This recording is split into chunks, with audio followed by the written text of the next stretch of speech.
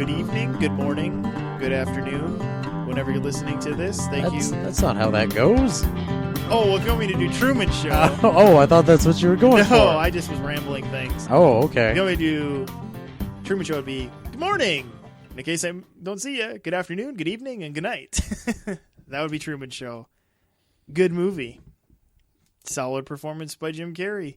Shockingly. But that's not what we're talking about today because you know what? The Truman Show is in the past. It's mid-90s past. And what we want to talk about is the year 2016.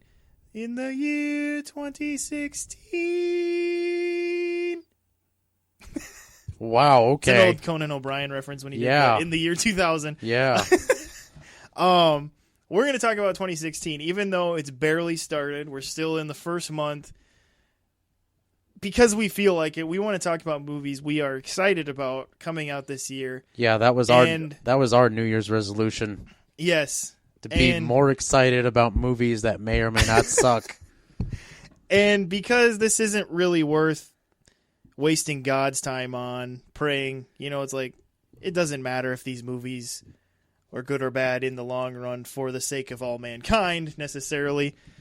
And so we're just hoping that these movies are good and are better than some of our anticipated of last year that ended up disappointing us miserably. And so, wow, is that an understatement? Yeah, it's. I don't know all the words. I don't have my thesaurus here to look for words worse than like miserable or synonyms to miserable.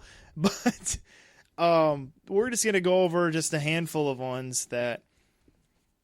Just based on maybe some, maybe it's a teaser trailer they have out yet. A couple of these have full trailers out already. Some of them just have concept art. That's all we have so far, just because they're keeping it so under wraps. Which is sometimes a good thing. Sometimes it is. It's okay when you don't know a whole lot, because then you go in with less baggage. So, yeah, we're going to go ahead and talk about some of ours. Just one on my list I want to bring up right away is this one actually doesn't come out. Have to wait just about, this is I think the latest movie on my list. It doesn't come out till like December 21st, something like that. But I'm excited about Assassin's Creed. Yeah. Now you're all going, are you kidding me? You actually are holding hope that a video game movie is going to be good, especially one from Ubisoft who did Prince of Persia. In that movie, it was terrible or whatever. Well, first off, yes, Prince of Persia wasn't that great. I wouldn't call it terrible, but it wasn't great. Prince of Persia was also trying too hard, I think, to do what it did. I don't know, and I think it just had the wrong director and it had the wrong studio, Disney. Yeah, I think it, and it just nothing about Prince of Persia work. But why I hold more hope in Assassin's Creed is that Michael Fassbender is starring in it. He's producing it, and it's going to be in the Assassin's Creed world that we know with the Animus machine, but it's not going to be a specific character from the video games that we know as of yet, that he's going to be a whole new character. That we don't know of yet in the 15th century, I believe. They're still going to go to the 15th century or something like that, which is where some of the games take place. And so I just think those things are giving this one a little more hope than some video game movies we've seen in the past, like Prince of Persia, Doom, go all the way back to Super Mario Brothers, which killed video game movies for a long time. Yeah, there was... I think the problem with video game movies, some of them are just straight up cash grabs. That's all they are. Prince of Persia was. Yeah. There was a cash grab where they threw Gyllenhaal in the lead, going, hey, he's really hot right now, and I mean, girls maybe think he's hot with his shirt off, but I mean like hot, popular. Yeah, I mean, some of them don't really get thought through that well. Some of them try to combine stuff from the games, which is just a bad idea. Yeah, and Fassbender just keeps saying that. He goes, we're going to use the familiarity of the game that Like, I saw, like, a photo from the set, and it was funny because one shot was him sitting on top of a roof, looking down, which, of course, you do a lot in Assassin's Creed. But another shot is they were down on the ground going by a haystack. Now, if you've played Assassin's Creed, you know what that means. We're all hoping that he did a sweet eagle dive into that haystack. So, I don't know. There's just certain things like that. That just make me hope this one will be a little better than some have been in the past. In fact, there's some other video game movies. I mean, we got Warcraft. That was weird. Okay, so Warcraft comes out this year. I don't think that's either of our more anticipated movies of the year, but well, yeah. Anyway. I don't think really anyone's excited to see that. I don't know what they're thinking. And then Splinter Cell's coming out eventually with Tom Hardy, although I think that's going to be more a 2017 movie, is my understanding. I haven't heard much about that as of late, but I know I don't even think that has started shooting yet, has it? No, it's like, it's like at least 2017, but I know Tom Hardy's still planning on doing it. But Assassin's Creed is one I'm definitely holding out for. Dakota, what is one you're really looking forward to this year? Okay. He's got to get his fancy little legal sheet ready. Well, one of the ones that I have actually wasn't too excited for until I saw the trailer was Independence Day Resurgence. Yeah, I'm excited about that one, but kind of hesitantly. Yeah, it was one of those things. We heard about it for years. We're going to make a sequel to Independence Day. And then about 2 years ago, I was pretty sure it just wasn't going to happen. Yeah, a lot of people. And then when they announced that, we're shooting the movie, a lot of people just kind of groaned and rolled their eyes like, really, guys? Why? Yeah, I thought when they said they were starting to shoot, I had the same reaction I had when I heard that they had started shooting a new Fantastic Four movie. I thought it was a joke. And then they started showing pictures of these people on the set making the Fantastic Four, and I still thought it was a joke that they were actually making it. And sure enough, they were. And it was the same thing with Independence Day. I thought Roland Emmerich was messing with us, taking these pictures. But here we got a trailer. As I recall, you thought the same thing in Batman vs. Superman. I did think that one was going to be a joke, too. Yes. Yeah, when they announced that Ben Affleck was going to be Batman, I think a lot of people were hoping it was just a joke. It did seem kind of like it was going to be a joke. But yeah, Independence Day Resurgence. What got you excited about that one, Dakota? The trailer? No, I just missed me some hot Jeff Goldblum action. Yeah, he better have his chest hair flaring. That's right. He had the gray chest hair by this point, I guess. But no, I'm kidding. He's okay, but he doesn't do anything for me. You know what? Yeah, Bill Baldwin does it for me, man. He's gonna be in this movie too. You know what? The trailer just looked really interesting. I felt the same way. Like when I heard there was a trailer, I'm like, "Here we go." And then at the end, I was like, "Okay, yeah, that could maybe work." The trailer came out. We had a slew of trailers come out at one time. Yeah, for all sorts of movies that are coming out here in this upcoming year, and this is one of the few that actually didn't disappoint. Got me interested. It's the one that actually grabbed my attention the most. Yeah, that's very true. And I like it's in the trailer when I don't remember who says it was Goldblum. Something about we always knew they were going to come back, and that is what everybody you all you felt at the end of the first movie. It's like, okay, they defeated this mothership and stuff, but it was like you knew there were more.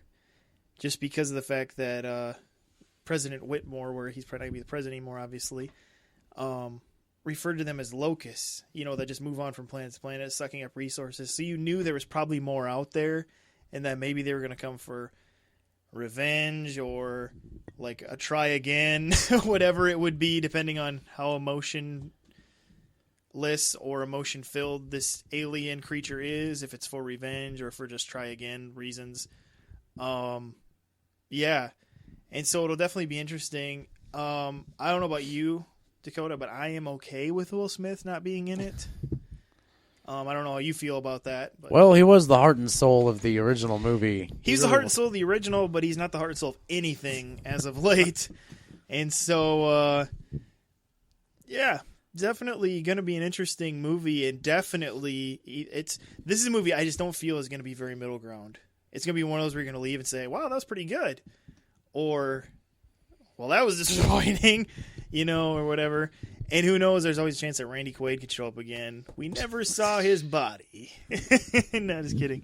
Yeah. So Independence Day Resurgence, that's interesting. Yeah, hopefully they're taking this movie seriously and they're not just kind of, oh, let's make a sequel because we can. Right. So next we're going to do one that's actually that we both are anticipating and have, I'd say, high expectations for, is a little movie coming out in May with some blue people in it.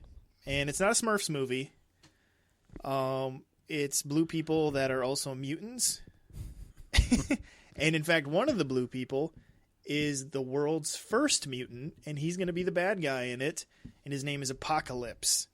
And he is so bad that his name is part of the title, X-Men Apocalypse. This comes out, I think, like around Memorial Day. Yeah. Somewhere around there. The idea is supposed to be that this guy is just so evil, they gave his name to describe the ending of the world. That's how bad he is. That's how bad and powerful he is. And if any of you were smart enough to stay to the very end of a Marvel movie, which you should always, there was a post-credits scene that showed Apocalypse as a boy actually building the pyramids in Egypt with basically an outstretched hand, making all the bricks float into place. So you're kind of led to believe, no, it wasn't the Hebrew slaves.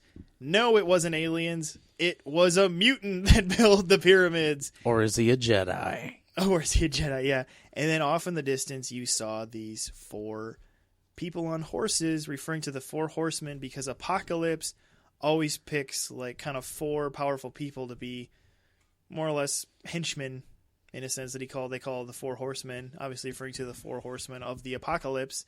And in this movie, it seems like it's going to be who? Magneto, Storm.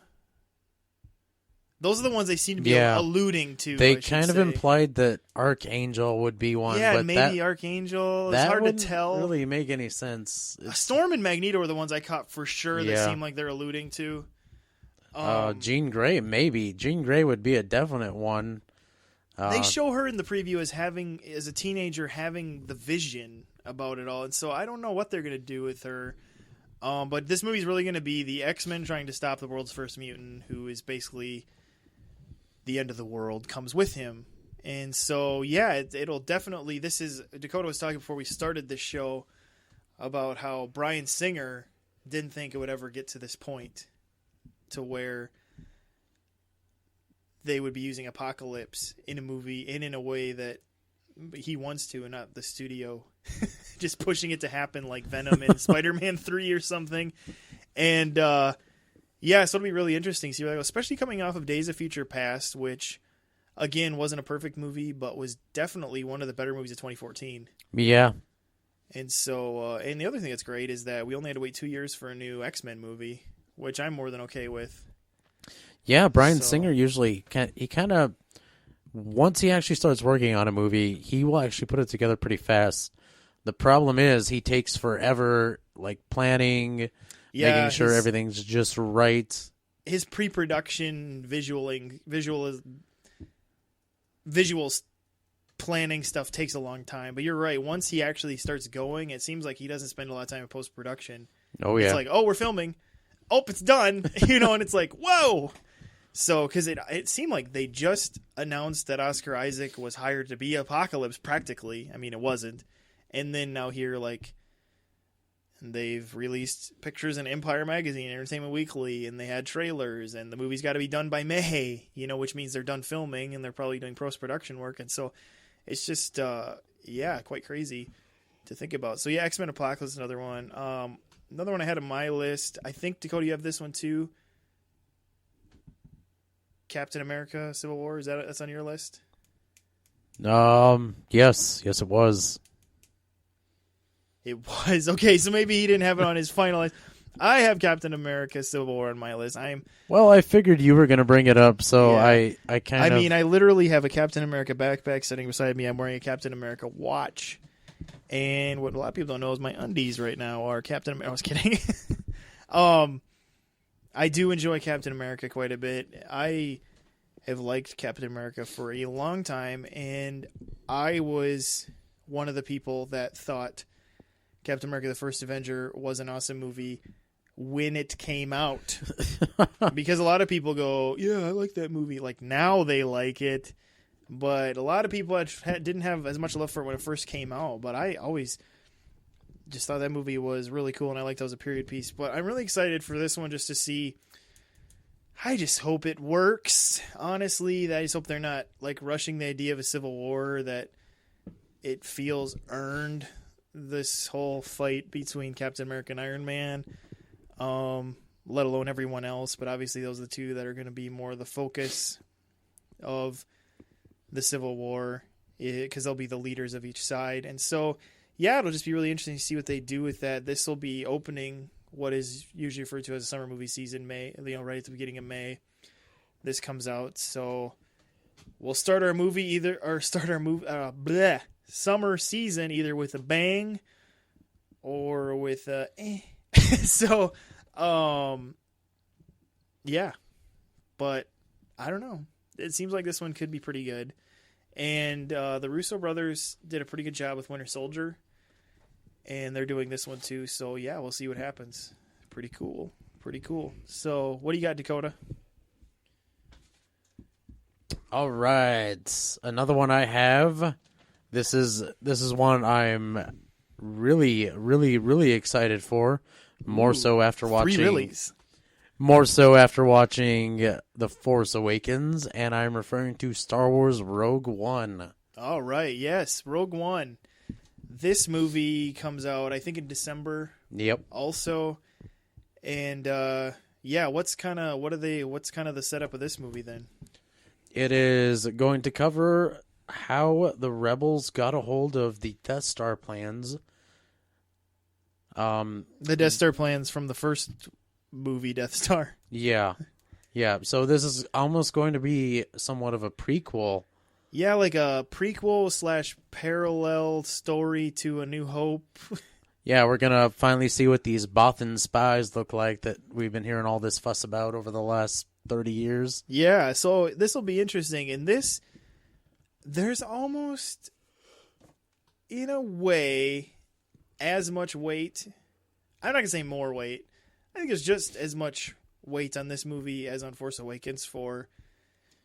It's pretty important for the Star Wars universe that this movie works, just because this is the first of its kind. Yeah, it's going to be a Star Wars movie that isn't a main saga story. It's going to be just a standalone film, folks. A standalone film involving events of New Hope. But yeah, this will be a completely individual Star Wars story. And so this is their first outing in this to see if this is going to work. What's cool about this one is they've if you were on like a short list to go to a few different events that they held, they showed some real quick teaser footage apparently of like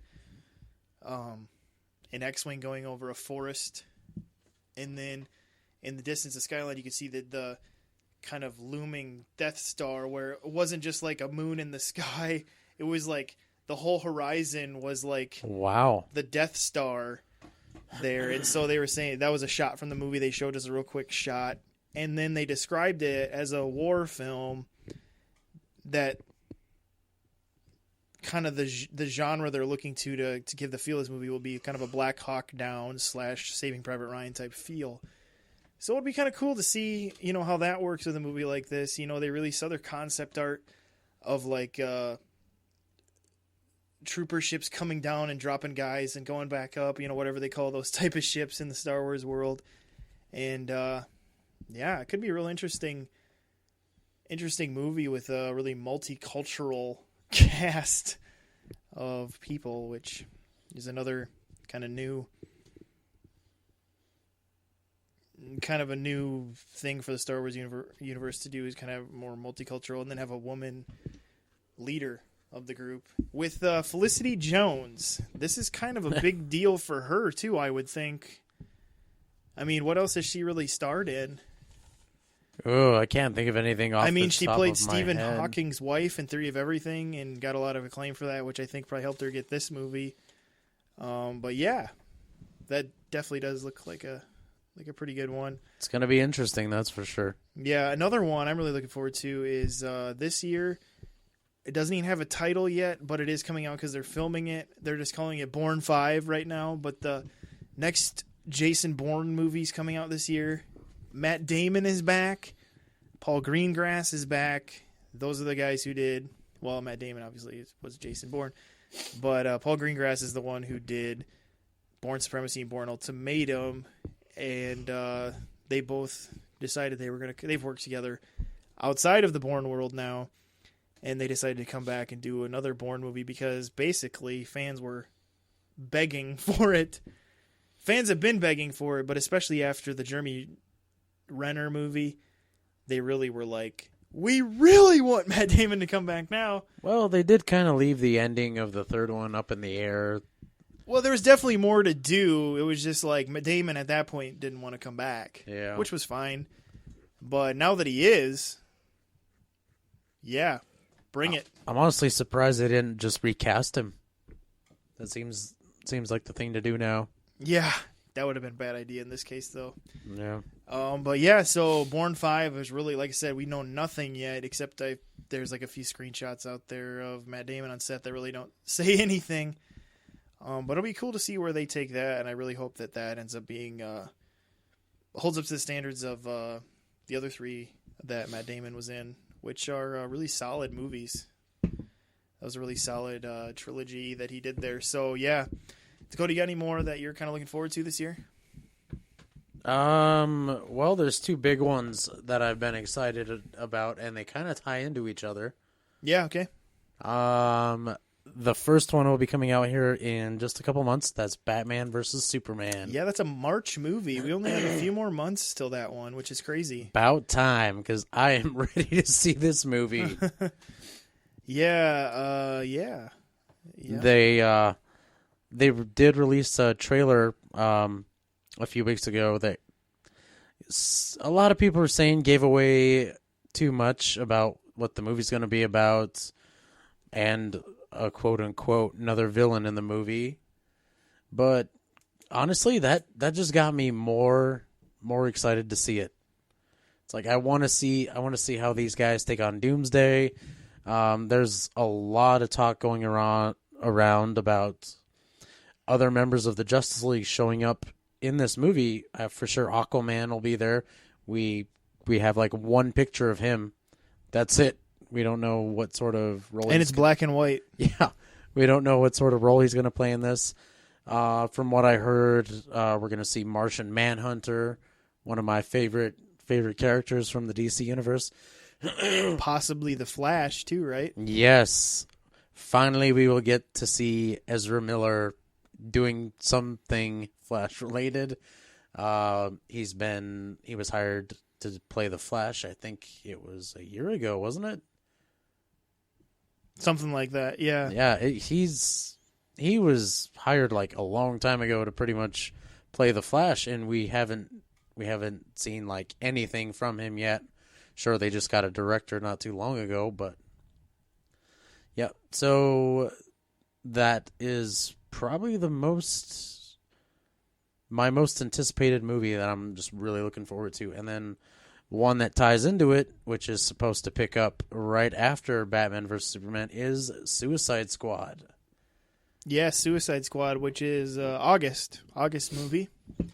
Yeah. Which you could say August, that's where they throw the throwaway summer movies, but I'd like to remind you that Guardians of the Galaxy was an early August movie, so you can't always shrug those off as the throwaway month, because I think we all know how Guardians of the Galaxy did. Yep, Straight Outta Compton didn't do as big in numbers, but that came out in August too, and it was still really popular. Yeah, it still was. Yeah, really popular. Yep. But So what in the Suicide Squad? For those people who don't know what that means, Dakota, are they people that get together and kill each other or kill themselves? I guess to be called the Suicide Squad, or what does that mean exactly? well, they are criminals that the U.S. government has pretty much locked away. And what they decide to do with them, they're all trained. They all have special skills that they decide that can be useful. So the plan is to get them together as a team and just kind of send them out to do the government's dirty work. And the idea is that should something go wrong, the government's going to be free of blame because it's these supervillains who are doing this. It's not the government. And probably the most well-known supervillain in this group is probably Deadshot, I would guess. Just because a lot of the other ones are ones people haven't really, unless you're really into comic books, know.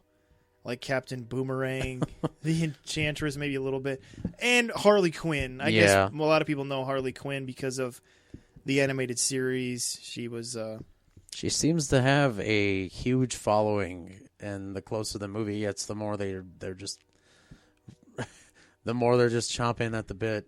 Yeah. And they picked an actress that a lot of people right now are really excited about seeing more of her. And so it's kind of a twofold in DC/Warner Brothers' favor, because not only are they finally bringing a lot of nerds, comic book geeks' one of their favorite villains to the screen, but also it's a lot of people's right now favorite go-to actress. And she also kind of has the right look in a way to play Harley Quinn, and so I think they're hoping, that it'll just kind of work all around. So, yeah. Both those movies caused me to hesitate a little bit. Just, I don't know, I don't trust Zack Snyder anymore with the stuff he's been doing. And so, I don't know, we'll see what happens with Batman vs. Superman. And the casting of Suicide Squad scares me to death. And so that could either hurt or hinder that movie, just depending on how those actors end up, I guess, playing with each other in that ensemble. To be honest, I actually don't really consider the cast all that important. One of the reasons I'm excited for this is David Ayer's directing it. Yeah, and that's why I think the ensemble thing could work, is that's what a lot of people thought was best about Fury, is that those guys had really good chemistry with each other because he worked really hard to make them build that chemistry of a tank crew. And so maybe that's what'll help. So yeah. Although I'm pretty sure that Suicide Squad is probably going to be one of the more darker movies that come out this year. Yeah. Yeah. So that might, I don't know, we're going to have to just kind of... And I think that the success or failure of Suicide Squad could affect if Justice League Dark will actually happen or not. I think if Suicide Squad does well, DC might go, well, maybe people do kind of like these kind of weird, darker takes of, more than we realized. Because Justice League Dark is... they're heroes, but they're kind of like, nah, they aren't the ones you necessarily want to have help you. It's a good thing Guillermo del Toro has a script already then. Yeah, and so, because they talk about someone to do that. I just think maybe they're going to wait and see how Suicide Squad does. And is the Joker supposed to show up in Batman vs. Superman that we know of? Or no. They're saving him for Suicide Squad, it seems like? Yeah, he's actually, there's a lot of talk about he's supposed to play a bigger part in the movie than they've let on. Well, and then there was that leaked footage that Batman is apparently going to show up in Suicide Squad. Yeah, they maybe just for a scene anyway. They actually talked about it in Zack Snyder's the one who brought it up, but apparently after the events of Batman vs Batman kind of decides to get his act together and hunt down his rival. And he's Ben Affleck is actually supposed to play a bigger part than just showing up for like one scene, I guess. So, But it kind of makes me wonder if that's going to be early on in the movie. Then, yeah. Well, there's in the trailer from what you see the Joker mobile that yeah, that ridiculous purple Lamborghini thing. Yeah, supposedly that's supposed to be at the very beginning of the film. Oh, okay. And obviously Harley Quinn somehow ends up in the custody of the government. In a jail cell where they give her way too many things. Like, she's like dangling from the top of the cell. Like, that doesn't seem very safe. Yeah, I mean, that'll definitely be interesting. I definitely have more interest in that than I do the other kind of anti-hero type movie that comes out this year, Deadpool. I don't really have a whole lot of interest in that, honestly. That one might be a little too on the nose, really, I think it's going to make a lot of money just because of the hype and the cult following. Yeah, but I don't know if it's going to... There was a Deadpool video game that came out a while ago, and it was fun to play, but it was too much Deadpool. There was too much breaking the fourth wall and him talking to the player. And I think they'll be careful about that in this movie, but I still don't. And then he was just yeah, he was just too... He was into the ladies a little too much, I should say. Yeah, and I honestly just... Ryan Reynolds is... Meh. So, anyway, another one that I kind of hope will be good. It's just hard to tell because it'll be so different from what they've ever done before, is Doctor Strange. Yeah. It comes out in November... And this is a Marvel Cinematic Universe movie, and Benedict Cumberbatch is playing Stephen Strange, Doctor Strange, and it's basically a neurologist or brain surgeon, whatever you want to call him, who becomes a sorcerer supreme, and so it's going to involve magic even more so than Thor ever did, because Thor's magic was almost still, in a weird way, had a reality level to it, whereas Doctor Strange is straight up throwing mystical looking stuff from his hands and things like that. I mean, it's going to be pretty... I mean, it's like... Yeah. This is going to be Marvel seeing if they can actually pull off this next level. I mean, they've pulled off these other types of superheroes, you know, like Thor and Iron Man not looking weird, you know, flying and doing things he does and things like that. And I mean, they've done it a little bit with Black Widow, some of that shooting energy from the hands type thing, but this is a whole other level, because this is flat out magic. Yeah, this is taking a big step into the fantasy realm here. Yeah, this is just it's all the way there. And so it'll be interesting to see what happens there. The casting is interesting. I think Benedict Cumberbatch could work. He definitely, you know, in the things they've released, he looks fine. It'd be interesting to see how he acts it out. You know who would have been perfect for this character, but he's way too old at this point? Who's that? Hugh Laurie. There you go, yeah. And Cumberbatch, he's proven that he can pull off an American accent with Black Mass. He was in that, right? Yeah. And because I remember seeing him in the preview, and he would like talk like, he even had like a Boston accent, I think, or something. He was definitely using the Boston accent. And so, I mean, I'm guessing he'll probably have an American accent in Doctor Strange. And then Tilda Swinton is going to play the Ancient One, which I think is an interesting casting choice too. So, we'll see what happens there. But that one could, like I said, I mean, magic. You know, this is a big leap for Marvel. This is, how far will the audience go with us is kind of what this is. Because you got to remember that if all these movies tie together, it's going to, I mean, if Doctor Strange doesn't work, what do they do? Just have him disappear? Or... With the Hulk movies find a new actor and wait a few years to reboot But the character. it's not even like an actor because I'm not. It's more just like magic. But maybe it'll work better than I think. Just having magic mixed with the rest of the Avengers. I think that was one of the problems the makers of the Harry Potter movies kind of faced, because the way the spells are described in the book and then the way they kind of show them are different. And I think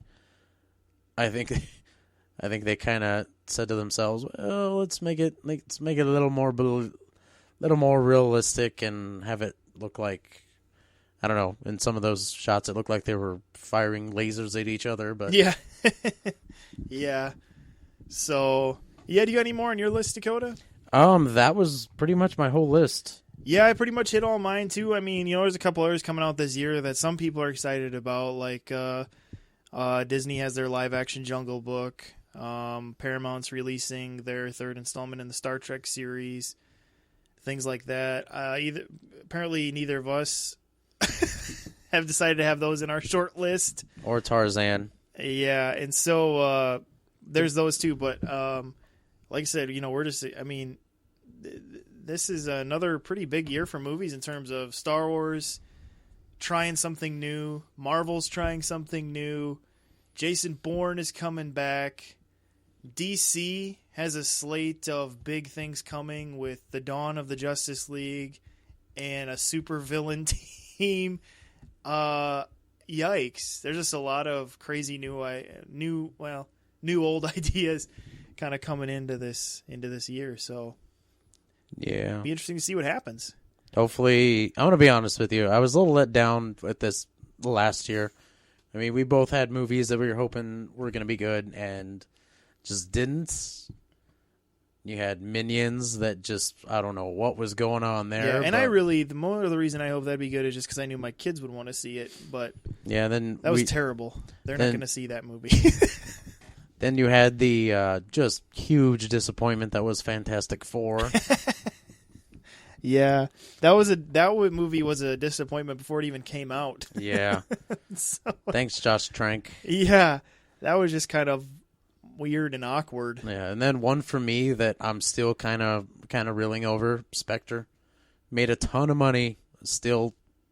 It made a ton of money, and the people, there's people who defend it. And, I mean, you even admitted in the review that there's good elements to it. Yeah, there's good parts, but it was just such a weak note to leave on the James Bond franchise, because Daniel Craig is done. That was it. Probably. Yeah, he's probably done. So, yeah, that's kind of... But he left on a higher note than Pierce Brosnan did. So yeah. And Roger Moore. So, and Timothy Dalton. So I guess he's doing okay. So, but not George Lazenby. George Lazenby left on top. Yeah, well, you just hold that movie in a lot higher esteem than a lot of people do with Honor Her Majesty's Secret Service. But, yeah, I mean, there's movies this year where you could pretty much count on them probably being at least entertaining. It's just a matter of if some of these movies will actually live up to the expectations. Yeah, like, we don't know how Deadpool is going to be. It's going to make a ton of money. We know that. Yeah. Whether or not it's actually good, it'll make a ton of money for an R movie, I think. Just because, I mean, that's the bottom line. It's an R-rated movie. Yeah, I think the problem is, though, the trailer appealed probably to teenagers a little too much, so they're going to try to see it. Yep. Some theaters don't really enforce the could I see some ID thing? Some do. I know the theater here in town is kind of hit and miss on that. Yep. They're pretty good, but yes. It's kind of hard to watch everybody too, and who's actually with their dad and who's not, and things like that.